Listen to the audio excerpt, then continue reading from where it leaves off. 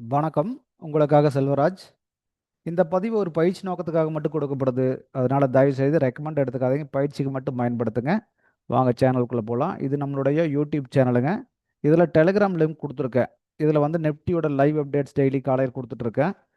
இதே trading support பண்ணும். முடிஞ்சால் கனெக்ட் ஆகி ஃபாலோ பண்ணுங்கள். அடுத்தது புதுசாக பார்த்துட்டு இருக்கிறவங்களா இருந்தால் ஃபஸ்ட்டு இந்த அப்டேட்டட் வீடியோ பார்த்தீங்கன்னா உங்களுக்கு எல்லாம் குழப்பமாக இருக்கும். அதனால நீங்கள் வந்து ஃபஸ்ட்டு இந்த பிகினர்ஸ் கைடுன்னு சொல்லி கீழே கொடுத்துருப்பேன். புதியவருக்காக அப்படின்னு கொடுத்துருப்பேங்க. இதில் ஒரு 14 வீடியோ இருக்குது. இதைய ஸ்கிப் பண்ணாமல் ஒவ்வொரு வீடியோ பாருங்கள். உங்களுக்கு ஒரு நல்ல ஐடியா கிடைக்கும். இதை பார்த்துட்டிங்கன்னா அடுத்தது வந்து ஸ்கிப் பண்ணாமல் பாருங்கள்.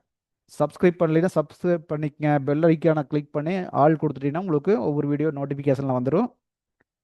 அதனால் ஃபஸ்ட்டு இதில் ஒவ்வொரு வீடியோவாக பார்த்துட்டு பயிற்சி பண்ணுங்க. பண்ண பண்ண உங்களுக்கு இந்த கான்செப்ட் புரிய ஆரம்பிச்சிடும். ஆல்ரெடி ட்ரேடர்ஸாக இருந்தால் இந்த தவறாமல் பார்க்க வேண்டிய பாருங்கள். இதுலேயே வந்து நம்மளுடைய கான்செப்ட் எல்லாம் சொல்லியிருப்போம். உங்களுக்கு எளிமையாக புரியும். இதுவே பாருங்கள்.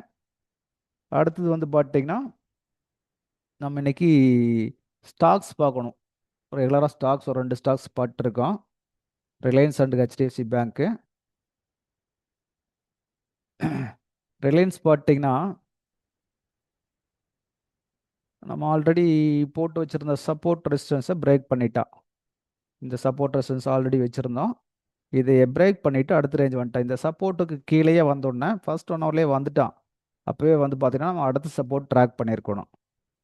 புரிஞ்சுங்களா? அடுத்த சப்போர்ட் கீழே வந்தாச்சுன்னா எங்கே இருக்குது அடுத்த சப்போர்ட் அப்படின்னு பார்த்தீங்கன்னா இந்த பாயிண்ட் எடுத்துக்கலாம். அதாவது இவ்வளோ தூரம் நம்ம வர முடியாது. ஸோ இந்த பாயிண்ட்டு நம்ம கவர் பண்ணலாம். இந்த பாயிண்ட்டு கவர் ஆகும். அப்படியே ஒரு ட்ராக் பண்ண முடியும் ஒன்று. அடுத்தது வந்து பார்த்தீங்கன்னா அதுக்கு மேலே இன்னொரு பாயிண்ட் இருக்குது. இது இருக்குது இல்லைங்களா? இந்த பாயிண்ட்டை கவர் பண்ணணும். இந்த பாயிண்ட் பண்ணீங்கன்னா கரெக்டாக அங்கே தான் இன்றைக்கி மார்க்கெட் வந்து க்ளோஸ் ஆகிருக்கிற மாதிரி தெரியுது. நீங்கள் மார்க்கெட்டு கீழே மூவ் ஆன பின்னாடி இதெல்லாம் எடுத்திங்கன்னா போதும். பார்த்தீங்கன்னா இந்த 2 கனெக்ட் பண்ணிட்டோம். 2 கனெக்ட் பண்ணி இழுக்கும்போது கரெக்டாக அந்த இடத்துல தான் வந்து முடிஞ்சிருக்கு. மார்க்கெட் ஏன் இன்னும் கீழே வந்து முடிஞ்சிருக்கலாம், மேலே போய் முடிஞ்சிருக்கலாம். ஒரு ரேஞ்ச் வந்து அந்த இடத்துல பிரேக் ஆகுது பார்த்தீங்களா? அதுதான் சொல்ல வர்றேன். இது வந்து இன்னும் கொஞ்சம் கூட கீழே இழுத்து வச்சோம்னா இதுக்கு எல்லாமே கனெக்ட் ஆகும். ஆனால் ரேஞ்ச் பெரிய ரேஞ்சாக போயிடும்.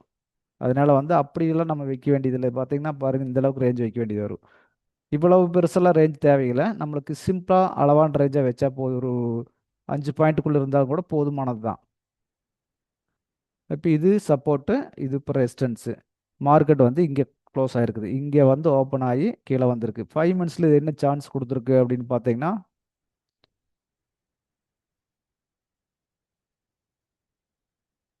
அது ஒன்றும் இல்லைங்க. ஃபர்ஸ்ட் கிளாஸாக கொடுத்துருக்கான்.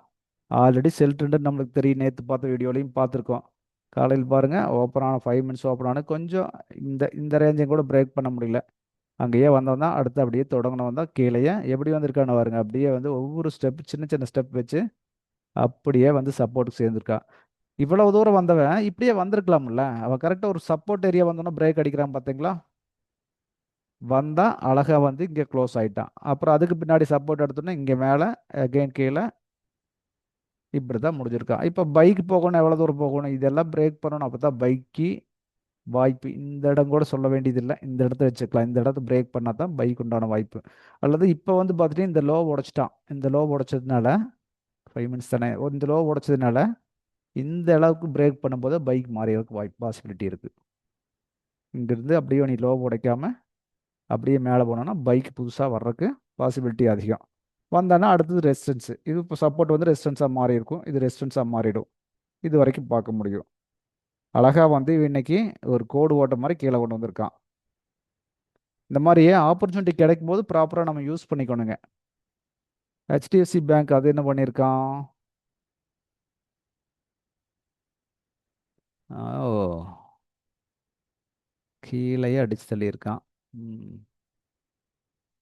இது ஒன்றும் கிடையாது. அப்படியே கீழே இழுத்துட்டு வந்திருக்கான். நம்ம ஆல்ரெடி ஒரு சப்போர்ட் லைன் போட்டு வச்சுருக்கோம். இப்போ தேவையெல்லாம் இதெல்லாம் வேண்டியதில்லை நம்மளுக்கு.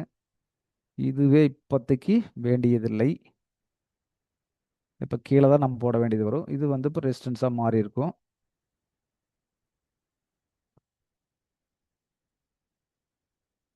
இன்னைக்கு என்ன பண்ணியிருக்கான்னு பாருங்க. பர்ஃபெக்டாக வந்து இங்கே ஓப்பன் ஆன மார்க்கெட்டு டக்கு டக்கு டக்குன்னு வந்து ரெசிஸ்டன்ஸுக்குள்ளே வந்து போட்டு அப்படியே கீழே வந்துட்டான்.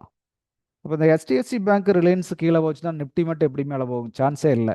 இது வந்து இவ்வளோ கனெக்டோட நம்ம ஒரு ரெசிஸ்டன்ஸ் ஏரியா எடுத்து வச்சிருக்கோம், சப்போர்ட் ஏரியா எடுத்தோம். அந்த ஏரியாவுக்கு பிரேக் பண்ணணும், ஆட்டோமேட்டிக் கீழே வந்துட்டான். கீழே இந்த இடம் வந்து எப்படி திரும்பி இருக்கான்னு பாருங்க. எக்ஸாக்டாக இந்த இடத்துல வந்து அடிச்சுட்டு மேலே போயிருக்கான். போய் ரெசிஸ்டன்ஸ் தொட்டுட்டு எகைன் வந்து உடைச்சிருக்கான். உடைச்ச இடம் வந்து பார்த்தீங்கன்னா கிட்டத்தட்ட இந்த இடம், இந்த சப்போர்ட்டுக்கு தான் வந்து நின்றுருக்கேன் இப்போ. புரிஞ்சுங்களா? இப்போ இதை தாண்டி ஒன்றும் நடக்கிறதில்லன்னு தெரிஞ்சா போகுது. இப்போ இங்கே ஓப்பன் ஆனால் என்ன பண்ணுவான் அப்படின்னு தெரியும் நம்மளுக்கு. இந்த இடத்துல பார்த்தீங்கன்னா ஆல்ரெடி க்ளோஸ் ஆன ஒரு சப்போர்ட் பிளேஸ் இது. அந்த இடத்துல ஓப்பன் ஆயிருக்கான், டக்குன்னு மேலே ரெசிஸ்டன்ஸ்குள்ளே போயிருக்கான், எகைன் கீழே வந்துட்டான். இதை 5 மினிட்ஸில் பார்த்தீங்கன்னா நம்மளுக்கு ட்ரேட் ஆப்பர்ச்சுனிட்டி பக்காவாக தெரிஞ்சிருக்கும். ட்ரெண்டு செல் ட்ரெண்டுன்னு கன்ஃபார்ம் ஆயிடுச்சு. அப்போ நம்ம என்ன பண்ணணும் அடுத்தது? செல்லு ஸ்ட்ரெண்டு பாருங்க, இதெல்லாம் பிரேக் பண்ணால் தான் பை ட்ரெண்டுக்கு போகும். எகைன் அப்போ கீழே ஓப்பன் ஆனால் நம்ம இங்கே பைக் போகலாமான்னா தப்பான வேலை அது, போகக்கூடாது. எகைன் எங்கே போகிறா? ரெசிஸ்டன்ஸ். இங்கே போயிட்டு திரும்பும்போது இங்கே செல்லுக்கு போயிருக்கலாம். இங்கே எங்காச்சும் திரும்புறதுக்கு வாய்ப்பு இருக்கான பாருங்க, எங்கேயுமே வாய்ப்பு கொடுக்கல. சும்மா ஒரு சின்ன சின்ன இது வச்சுட்டு அப்படியே லட்டு மாதிரி கீழே கொண்டு வந்திருக்கா. இது கீழே வரும்போது, இது ரிலையன்ஸ் கீழே வரும்போது நெப்டி கூடவே இழுத்துட்டு வந்துடுவான். அதுதான் இன்னைக்கு நடந்திருக்குது. இதுக்கு அடுத்து ரெசிஸ்டன்ஸ் பக்கத்தில் எங்கே இருக்குது, கீழே சப்போர்ட் எங்கே இருக்குது அப்படின்னு பார்த்தீங்கன்னா ஆல்ரெடி சப்போர்ட் உடச்சி தான் நின்றுட்டு இருக்கான். அடுத்த சப்போர்ட் எங்கே பக்கத்தில் இருக்குமா அப்படின்னு பார்த்தீங்கன்னா, ஐயோ ரொம்ப தூரத்தில் இருக்கான். 1 டேல போட்டு பார்க்குறேன் நம்ம இப்போ. இது பார்த்தீங்கன்னா இப்போ இது வேணால் இங்கே சப்போர்ட்டாக ஒர்க் ஆகும். இந்த பிளேஸ் இருக்கு இல்லைங்களா, இந்த கனெக்டிங் ஏரியா, இந்த ஏரியாவிலேருந்து இந்த